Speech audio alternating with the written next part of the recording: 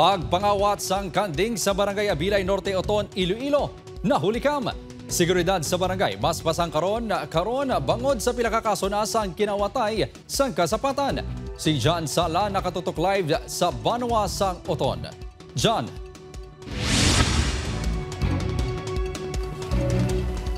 Kim, hindi lang ini ang labing unang ation nga may kinawatay nga naglunta diri sa Barangay Abilay Norte Oton, gani panawagan sa mga residente, gilayon na nga masulbar ini. Nagasunda na ining 3 ka mga motorsiklo base sa kuha sang CCTV camera sa Barangay Abilay Norte Oton, Iloilo, Hulyo 1 sang gabi. Sa isa naman ka anggulo, makitaan nga nagdulog ang 3 sa igat sang dalan malapit sa isa ka balay.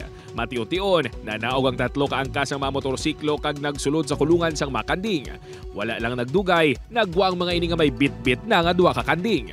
Nasipten mo naman sa pong mga kanding po at least tani ang ano na naman sa GS may mga tanom ng lang rubingaw. Suno sa isa kakagawan, hindi lang ini ang labing una nga kaso sa pagpangawat sa barangay. So halin pa sa mga nagligan nga binaulan, so ang kinawatay diri daw damo bla ang usually puro gid kanding tapos mga manok na dirasa blang ginapangbulang. Aminado naman ang kagawad nga ginakulang sila sa mga tanod. Gani isa sa ilang mga tika nga pagpahamtang sang dugang mga CCTV sa barangay paagi sa pag-request ini sa LGU. Sa mga insidente sang kinawatay sa Abilay Norte, wala naman sang na-report sa kapulisan ang pumuluyo. Arestado naman ang 41 anyos nga lalaki nga si Larry Porquez sang barangay Igang Pototan. Ang sospek ang naaktuhan niya nagpangawat sang 3 ka kanding sa barangay San Vicente Leganes, Iloilo pasado alas 3 kahapon sang hapon. So bali nagsinggit ining caretaker kag nangayo bulig. Just in time nga ang atong tropa dito man ang patrol dito malapit sa may intersection.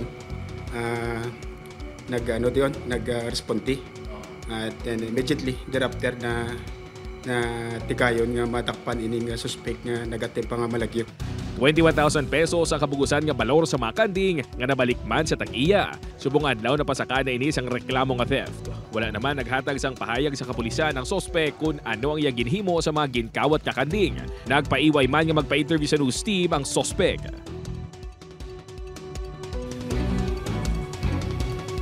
Kim, nagpasalig naman si Kagawad Pacheco nga saliwat ilang nga pagsinapol sa Barangay Abilay Norte Oton o kung ang mga opisyales sa barangay pag-istoryahan nila ang mga tikang nga himuon agud di na maliwat pa ang kinawatay diri sa barangay. Kim? Madamong gid nga salamat, John Sala.